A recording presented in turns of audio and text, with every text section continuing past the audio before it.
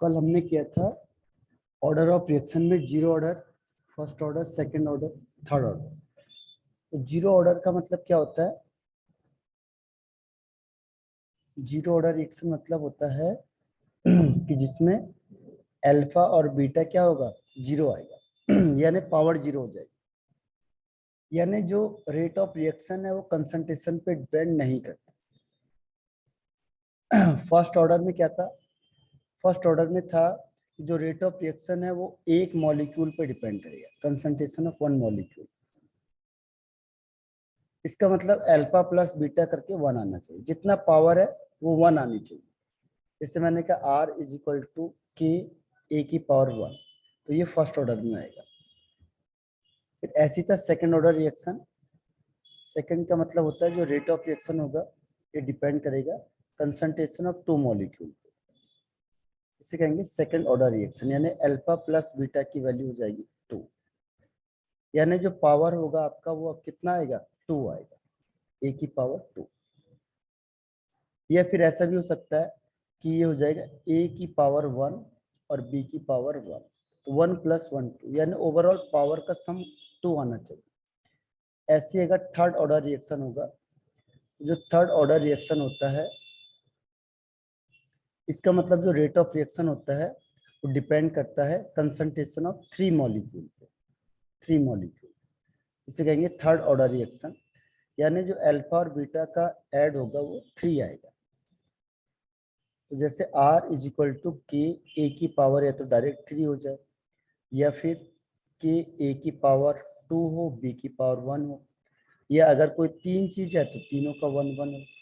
Overall जितने भी यहाँ पे कंपोनेंट होंगे उसका सम 3 आना चाहिए बस। तो तीनों 3 ऑर्डर रिएक्शन, क्योंकि तीनों का सम 3 आ रहा है। लेकिन इंडिविजुअल में देखेंगे तो इंडिविजुअल का अलग रोल हो जाएगा। जैसे मैंने कहा यहाँ पे ए का बताओ, तो अगर यहाँ पे इंडिविजुअल ए का दिखाएंगे तो ए फर्स्ट ऑर्डर रिएक्शन है क्योंकि इसकी पावर फर्स्ट है। ऐसे बी भी फर्स्ट ऑर्डर रिएक्शन है क्योंकि इसकी पावर 1 है। सी भी फर्स्ट ऑर्डर रिएक्शन है क्योंकि इसकी पावर 1 है। तो इंडिविजुअल में उसी की अपनी पावर देखते हैं, जबकि ओवरऑल में सब सम देखा जाता है। जैसे इस केस में अगर मैंने कहा इंडिविजुअल बताओ, तो इंडिविजुअल में हम क्या देखेंगे, ए का पावर देखेंगे। ए की पावर यहाँ पे 2 है, तो ए यहाँ पे सेकंड ऑर्डर रिएक्शन का माना जाएगा। ऐसे बी की पावर 1 है तो यहाँ पे बी फर्स्ट ऑर्डर रिएक्शन मानी जाएगी।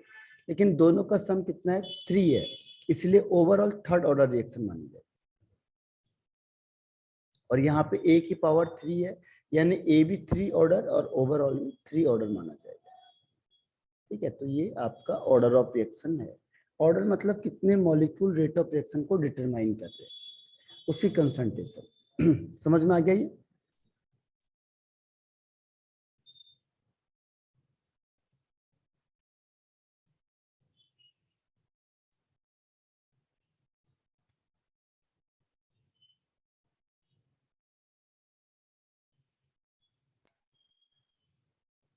आवाज आ रही मेरी? ये समझ में आ गया? Yes sir. इसके अलावा देखो कहीं पे फ्रैक्शन या नेगेटिव भी होता है, तो इसके बाद जैसे फ्रैक्शन वाला क्या हो जाएगा, फ्रैक्शन है जैसे जैसे मैंने कहा fraction order of reaction, fraction order of reaction. Order of reaction का मतलब समझ गए होंगे कि इसमें जो अल्फा और बीटा होगा वो फ्रैक्शन में आएगा। इस एग्जांपल के लिए मैंने कहा देखो H2 + Br2 गिव्स 2HBr। अब दिखने से लग रहा है कि दोनों के 1 1 मॉलिक्यूल है, लेकिन जब एक्सपेरिमेंटल करके देखा गया, एक्सपेरिमेंट करके सपोज इसका 1 हो जाएगा और इसका Br2 का हाफ ही है, इसके हाफ मॉलिक्यूल ही पार्टिसिपेट कर रहे हैं जबकि इसका 1 कर रहा था। तो अब इसका जो ओवरऑल ऑर्डर ऑफ रिएक्शन आएगा उसे क्या करेंगे, 1.5 यानी 1.5। तो फ्रैक्शन में भी ऑर्डर ऑफ रिएक्शन आ सकता है, यानी इसका एक पूरा मॉलिक्यूल पार्टिसिपेट कर रहा है रेट ऑफ रिएक्शन को डिटरमाइन करने में, लेकिन इसका हाफ ही कर रहा है केवल। दिखने से हमें लग रहा है 1 है, इसीलिए हम एक्सपेरिमेंटल को प्रीफर करते हैं।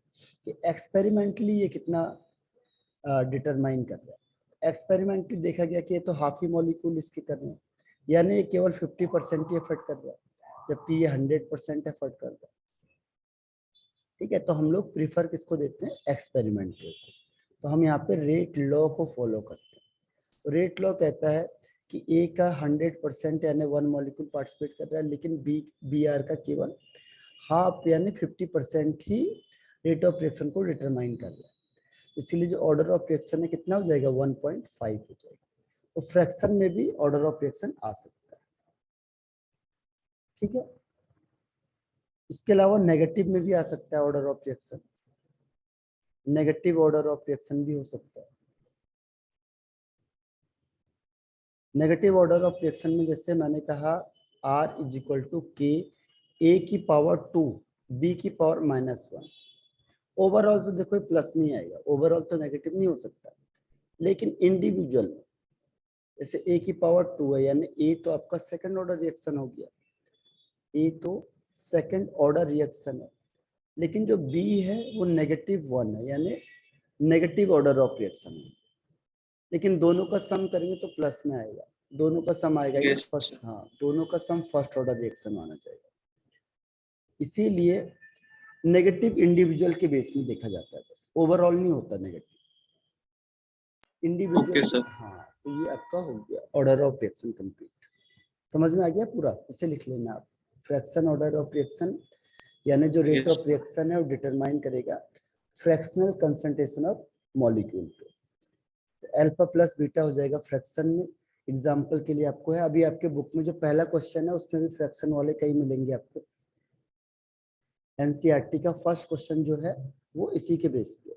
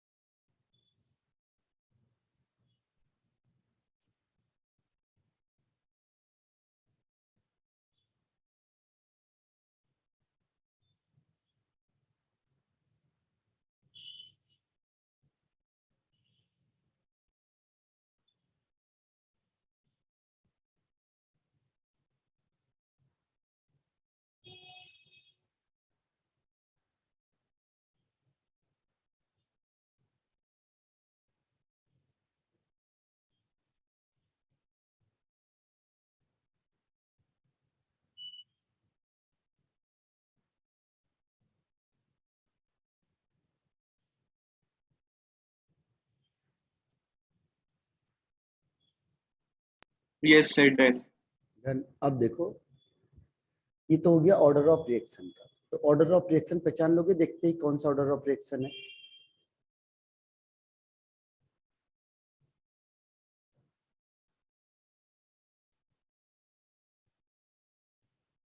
जैसे मैंने कहा आपको ये है reaction 2A + 3B gives C + D, और यहाँ पे मैंने रेट लॉ लिख दिया R इज इक्वल टू के ए की पावर A एंड B की पावर 2। कौन सा ऑर्डर है ये,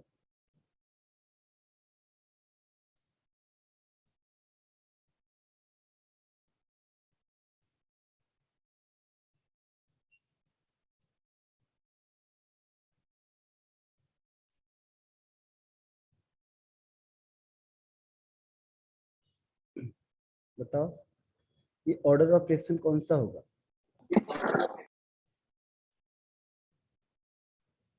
सर ओवरऑल या इंडिविजुअली? ओवरऑल।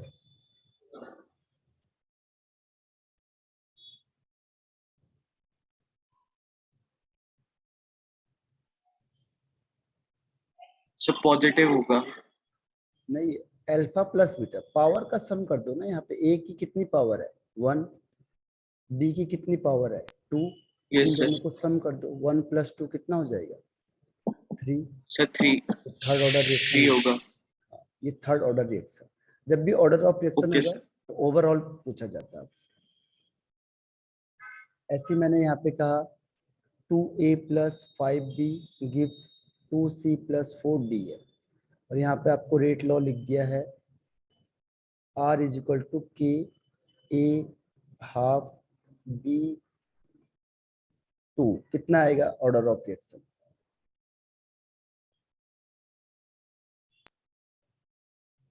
सर 2.5।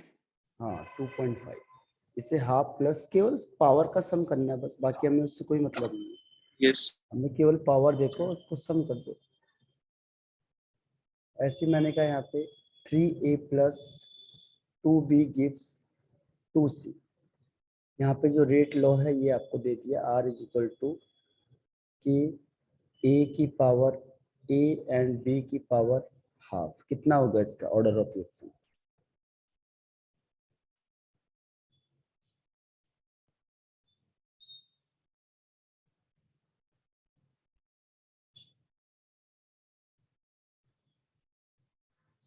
सर 1.5 हाँ 1.5। इस ऑर्डर पावर ऑफ। को सम करना है यस। हमने।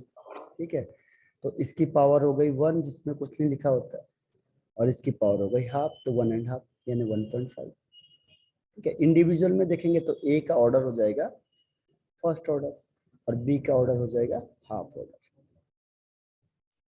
ठीक है, अब इसके ओके सर। हाँ अब इसके बाद आता है आपके पास एक और क्वेश्चन देता हूँ मैं इसमें। A + B gives C + D, और यहाँ पे रेट लॉ है R = K A की पावर 1.5 B की पावर 1। कितना होगा order of reaction?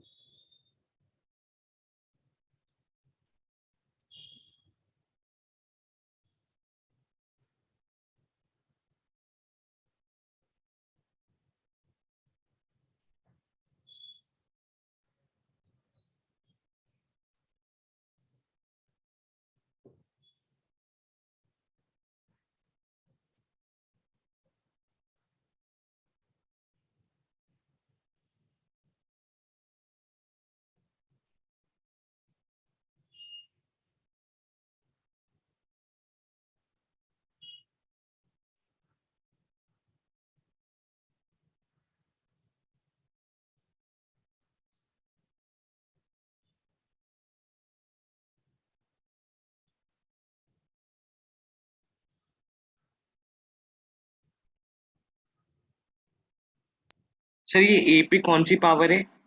1.5 okay sir, तो सर 2.5 हो गया इसका ऑर्डर ऑफ रिएक्शन। हाँ 1.5 + 1 2.5। ठीक है, ये आसान है। अब इसके बेस पे देखो कैसा क्वेश्चन आता है आपके पास। इसके बेस पे क्वेश्चन ये आता है, क्वेश्चन आएगा कि A is first order reaction, B is second order reaction. ठीक है, अब वो कहेगा पहली कंडीशन कि अगर A और B की कंसंट्रेशन मैंने डबल कर दी। क्या कर दिया? इसकी कंसंट्रेशन डबल कर दी, तो बताओ रेट ऑफ रिएक्शन कितने टाइम्स बढ़ेगा, कि इस पे क्या इफेक्ट पड़ेगा।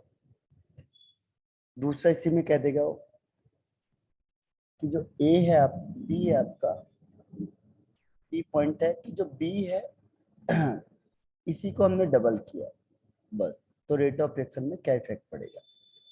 तो अब इसे कैसे करना है देखो, एक मैं आपको बता देता हूँ। पहले पहले आपको इसका रेट लॉ बनाना है।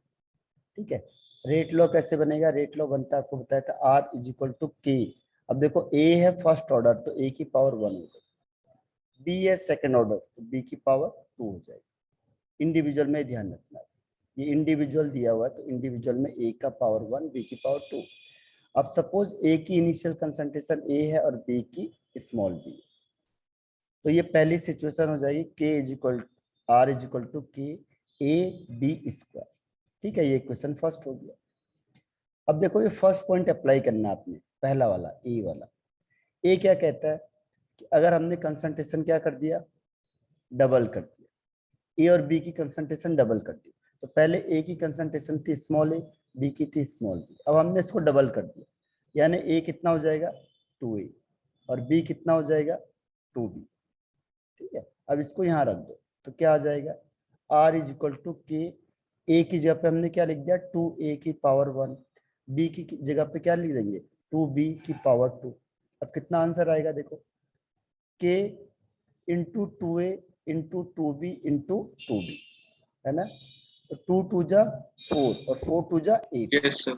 8 के A B square. Sir 8ab² कितना हो जाएगा पहले का, यस कितना टाइम्स हो जाएगा,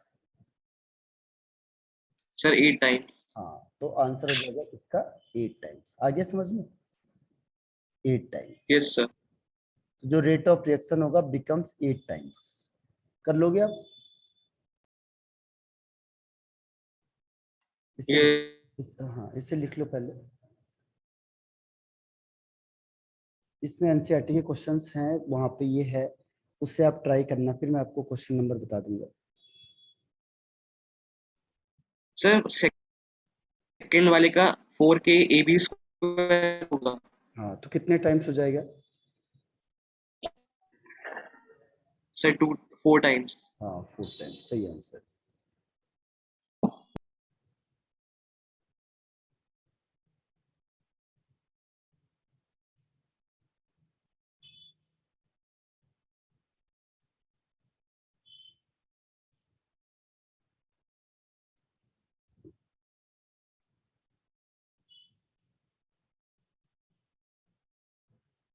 यस सर। ऐसे ही अब अब एक और क्वेश्चन देता हूँ आपको, कि जैसे मैंने कहा ए है फर्स्ट ऑर्डर और बी है जीरो ऑर्डर। ठीक है, ए फर्स्ट ऑर्डर और बी जीरो ऑर्डर। अब पहली सिचुएशन है कि ए और बी की कंसंट्रेशन अगर हमने डबल कर दिया तो रेट ऑफ रिएक्शन कितना होगा।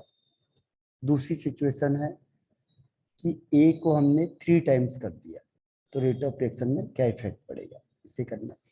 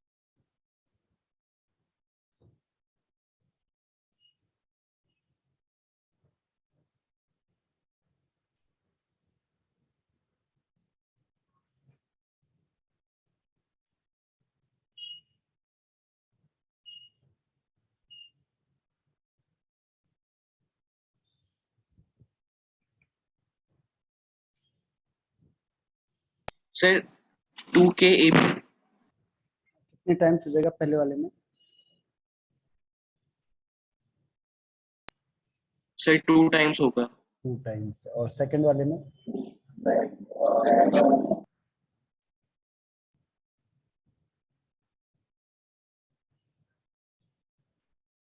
सेकंड वाले में डबल नहीं है ना, नॉर्मल है। 3 टाइम्स है। ए की कंसंट्रेशन 3 टाइम्स कर दी हमने। Okay sir.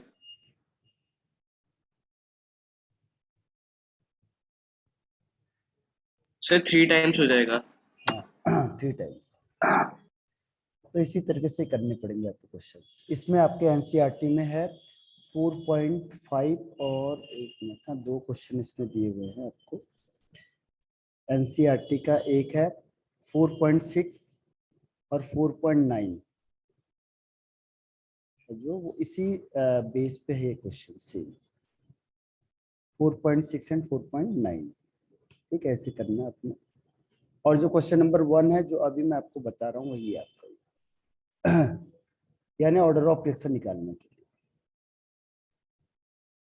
हो जाएगा ना ऐसे क्वेश्चन। अब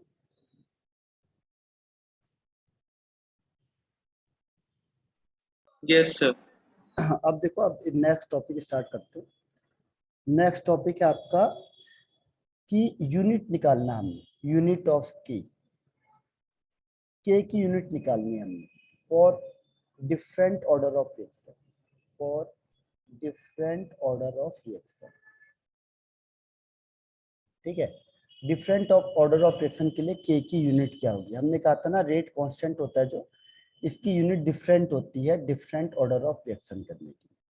तो जो रेट कांस्टेंट है इसकी यूनिट के लिए हम फॉर्मूला निकालेंगे कांस्टेंट के लिए। ठीक है, अब इसको निकालने के लिए कैसे निकालेंगे देखो, जैसे मैंने कहा अभी for different order of reaction के लिए, जैसे कि आपको पता है कि रेट ऑफ रिएक्शन क्या होता है, dx अपॉन dt यानी change in concentration upon time taken is directly proportional to a की पावर n। n होता है ऑर्डर ऑफ रिएक्शन, 0 के लिए पावर 0 हो जाएगी, 1 के लिए पावर 1 होगी, यानी n यहाँ पे क्या होता है ऑर्डर ऑफ रिएक्शन। जिस हिसाब से ऑर्डर होगा उसकी पावर वही हो जाएगी। जैसे अभी हमने कहा था सम ऑफ पावर, अगर हम प्रोपोर्शनल साइन हटाते हैं तो क्या आता है कांस्टेंट आता है, तो यहाँ पे कांस्टेंट आ जाएगा इक्वल टू के ए की पावर n हो जाएगा dx अपॉन dt। ठीक है, अब हमें k की यूनिट निकालनी है तो k को एक सामने रखो, बाकी इसको अपॉन में ले जाओ, तो ये a अपॉन में चले जाएगा, तो k इज इक्वल टू हो जाएगा dx अपॉन dt इंटू ए की पावर n। अब देखो dx क्या है, dx है चेंज इन कंसंट्रेशन, लेकिन है तो ये कंसंट्रेशन है, तो यहाँ पे हम लिख सकते हैं इसको कंसंट्रेशन की पावर 1 अपॉन टी क्या है टाइम है, टाइम हम सेकंड में लेते तो सेकंड हो जाएगा। ए क्या है, ए भी कंसंट्रेशन है तो ए भी हो जाएगा कंसंट्रेशन की पावर n। अब ये दोनों को ऊपर ले जाओ, दोनों को ऊपर ले जाएंगे तो कंसंट्रेशन की पावर हो जाएगी 1 माइनस एन, क्योंकि जो ये प्लस है ऊपर जाएगा साइन माइनस में हो जाएगा, तो 1 माइनस एन हो गया पर सेकेंड। अब आपको पता है कंसंट्रेशन को हम क्या लिख सकते हैं, मोल पर लीटर। कंसंट्रेशन क्या होता है, मोल पर लीटर, तो मोल पर लीटर की पावर 1 माइनस एन पर सेकेंड, ये यूनिट है। अब देखो एन के ऑर्डर ऑफ रिएक्शन, अगर मैंने कहा जीरो ऑर्डर के लिए बताओ तो एन जीरो हो जाएगा, फर्स्ट ऑर्डर के लिए बताओ तो एन फर्स्ट हो जाएगा, सेकंड ऑर्डर के लिए बताओ तो एन सेकंड हो जाएगा।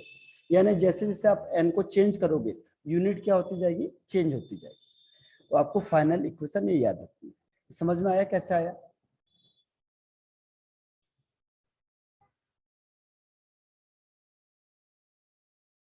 तो फाइनल क्या आ गया, K इज इक्वल टू मोल पर लीटर की पावर 1 माइनस एन पर सेकेंड।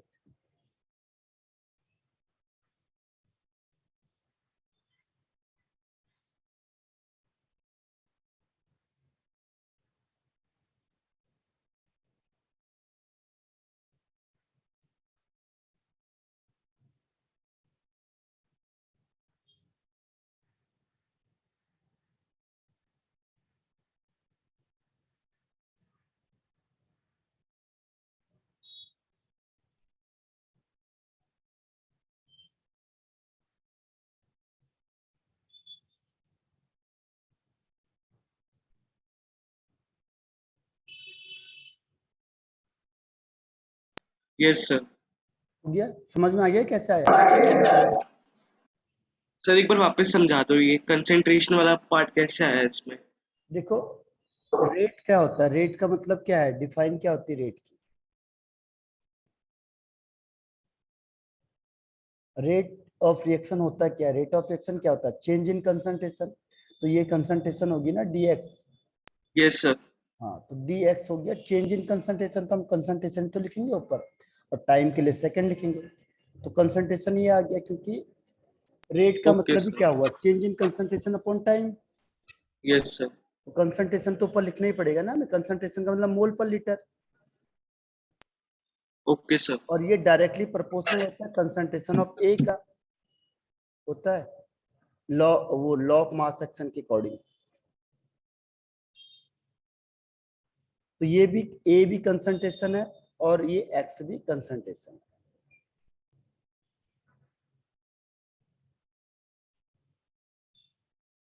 आया समझ में? दोबारा बताऊं? यस सर, आगे समझ। क्योंकि यहाँ पे रेट ऑफ रिएक्शन होता है change in concentration upon time, यानी ऊपर भी हमें कंसंट्रेशन लिखना पड़ेगा। ये कंसंट्रेशन हो गया। और rate law of mass action क्या कहता है कि रेट ऑफ रिएक्शन किसके डायरेक्टली प्रोपोर्शनल होता है, कंसंट्रेशन ऑफ रिएक्टेंट के, तो ये भी कंसंट्रेशन हो जाएगा। ठीक है। और ये एन किसको दिखा रहा है, ऑर्डर को। अगर हमने 1 लिख दिया तो फर्स्ट ऑर्डर, यहाँ पे 2 लिख दिया तो सेकंड ऑर्डर। ठीक है। तो ये दोनों के दोनों क्या है, कंसंट्रेशन। कंसंट्रेशन मतलब मोल पर लीटर। तो फाइनली इसका इक्वेशन क्या बन गई, K इज इक्वल टू मोल पर लीटर इसकी पावर 1 माइनस एन पर सेकेंड। ठीक है। अब मैंने बोला बताओ जीरो ऑर्डर के लिए इसकी यूनिट बताओ, तो एन क्या हो जाएगा, जीरो हो जाएगा। फॉर जीरो ऑर्डर रिएक्शन तो आपको पता है जीरो ऑर्डर के लिए क्या होता है, एन की वैल्यू जीरो रखनी पड़ती है हमें, तो यहाँ पे जीरो रख देंगे। तो के की यूनिट क्या आ जाएगी, मोल पर लीटर की पावर 1 माइनस जीरो पर सेकेंड। ठीक है। तो ये हो जाएगा मोल पर लीटर पर सेकेंड। ध्यान रखना जीरो ऑर्डर के लिए के की यूनिट क्या होती है, मोल पर लीटर पर सेकेंड। यहां तक क्लियर है या दोबारा बताऊं इसे?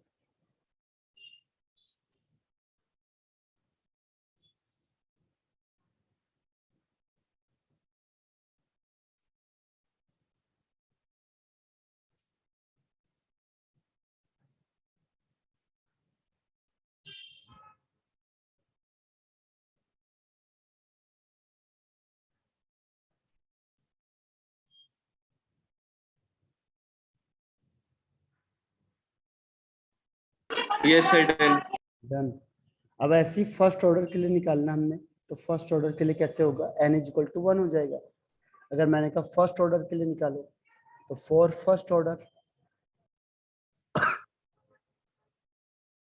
फॉर फर्स्ट ऑर्डर में क्या हो जाएगा, एन इज इक्वल टू 1 हो जाएगा। अब इसको यहाँ रखो, क्या आ जाएगा, के इज इक्वल टू मोल पर लीटर की पावर 1 माइनस 1 पर सेकेंड। अब 1 माइनस 1 क्या हो जाएगा, जीरो हो जाएगा। और 1 माइनस 1 जीरो, और किसी की भी पावर अगर जीरो होगी तो आंसर कितना आता है, इससे मैंने कहा 5 की पावर जीरो, तो आंसर कितना आएगा, 1। 2 की पावर जीरो, आंसर 1। किसी की भी पावर जीरो हो गई, ए की पावर जीरो, आंसर 1। ठीक है। बी की पावर जीरो, आंसर 1। ये याद रहेगा, किसी की भी पावर अगर जीरो होगी तो आंसर क्या आएगा, 1 आएगा। ठीक है। तो यहाँ पे देखो मोल पर लीटर की पावर क्या हो गई, जीरो हो गई। क्यों आई, क्योंकि 1 माइनस 1 हो गया, 1 माइनस 1 का मतलब जीरो, और किसी की भी पावर जीरो यानी आंसर 1 हो जाएगा, तो आंसर हो जाएगा इसका पर सेकेंड। तो फर्स्ट ऑर्डर की यूनिट क्या होती है, पर सेकेंड। याद रहेगा ये।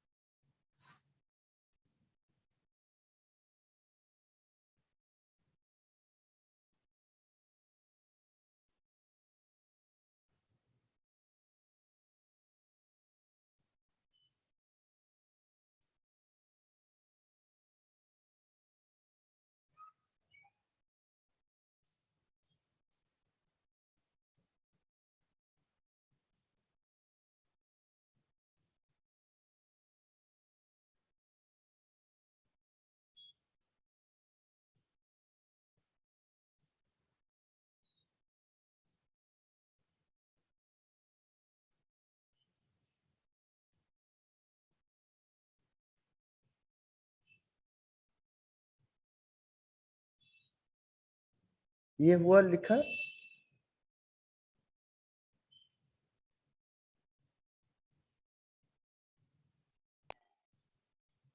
Yes sir, done. Okay.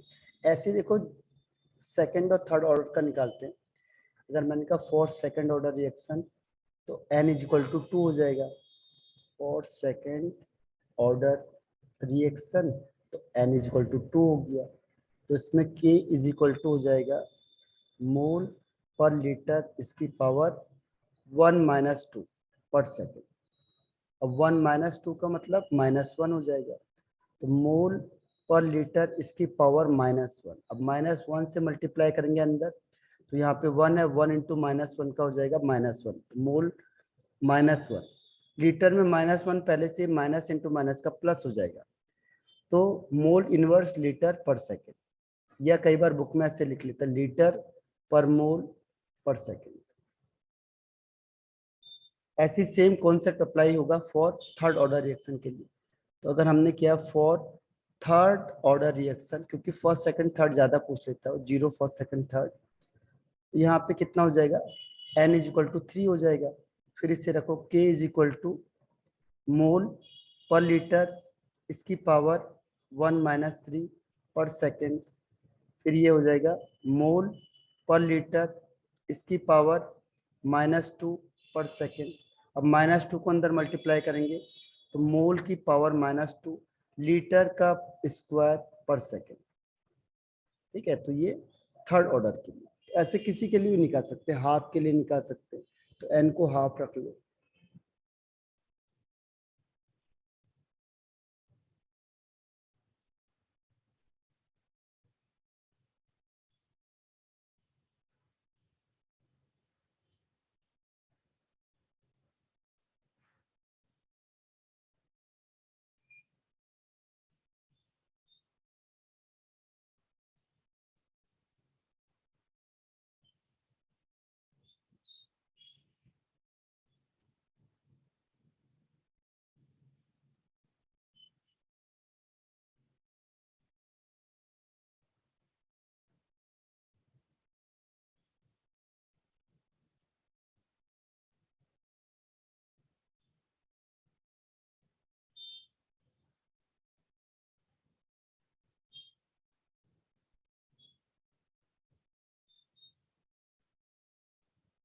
Yes sir, done.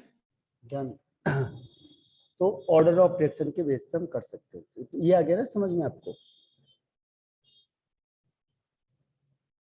कोई भी यस ऑर्डर, सर। हाँ कोई भी ऑर्डर निकाल सकते हैं। तो अब फिर से रिज्वाइन करो, फिर हम करते हैं इंटीग्रेशन मेथड वाला, है ना? रिज्वाइन करो, टाइम खत्म हो गया इसमें। Okay sir.